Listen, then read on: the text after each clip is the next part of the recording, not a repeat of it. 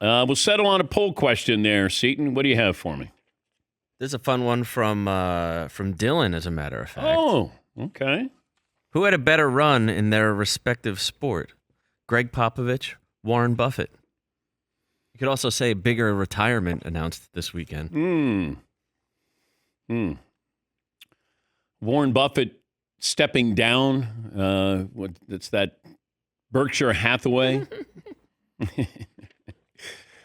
I would say, well, okay, whose legacy would you rather have, Warren Buffett's or Gregg Popovich? I'm going to go Warren Buffett. Yeah. I'll go Gregg on that one. You would? Yeah. Warren Buffett didn't have any losing seasons. He won the lottery every year.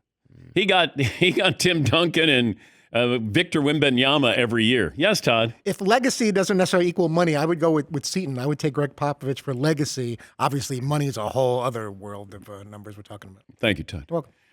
Our starting lineup, the king of comedy, Fritzy, Mark, Paulie. Yes, Paul. Yeah, Warren Buffett's still going. Relatively good health. I think mid-90s, 94. I saw a story on him yesterday.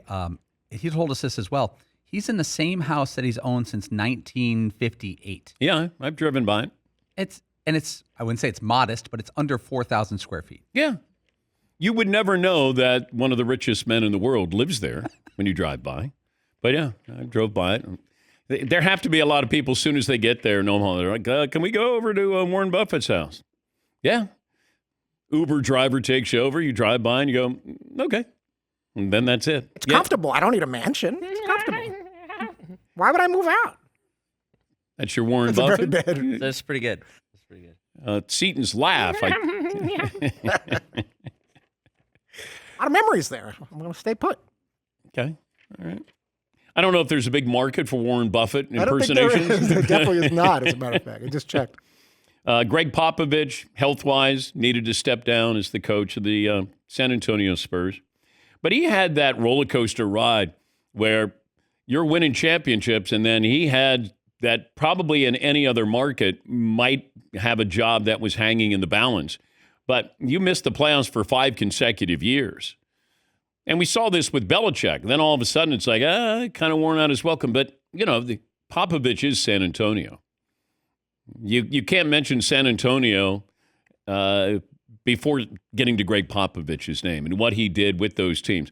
I mean, extremely fortunate, but then look at these great coaches.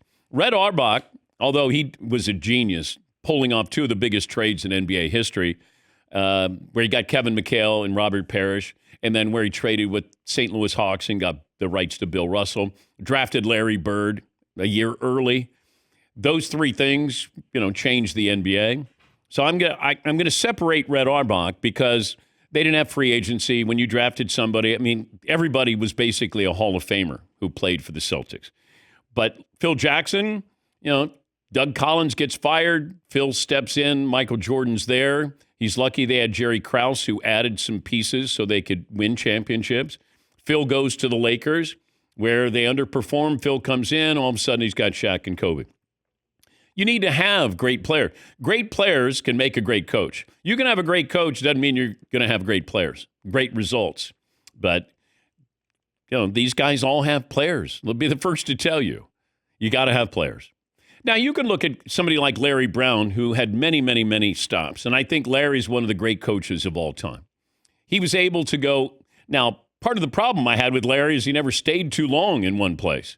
But wherever he went, Rick Pitino, same way. These are great, great coaches.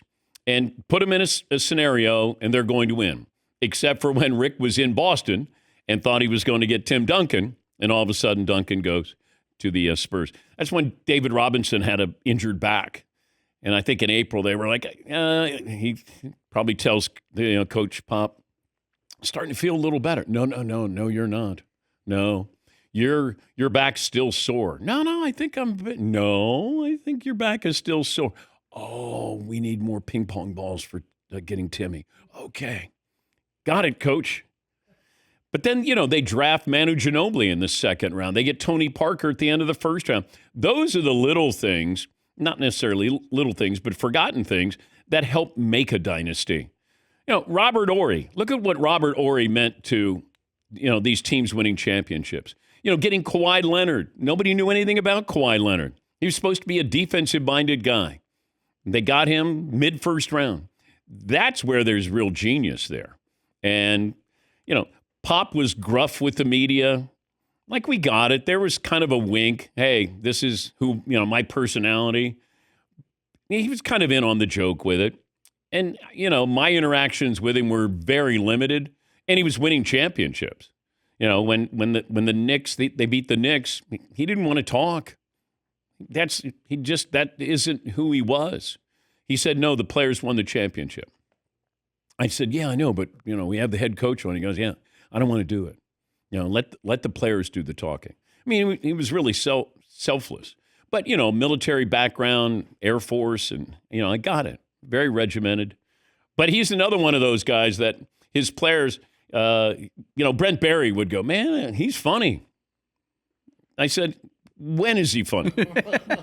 He goes, not necessarily in practice, because Brent Barry used to get lit up by him all the time. He got yelled at all the time. But he said, you get a couple of glasses of wine in him, and, man, he's a lot of fun. I go, well, that's not happening. It's kind of hard to say, hey, Pop, before you sit down and do an interview, can you drink a couple of glasses of wine? But, the Patriots say that about Belichick. Man, he's got a great sense of humor. Well, I don't think I'll ever see it.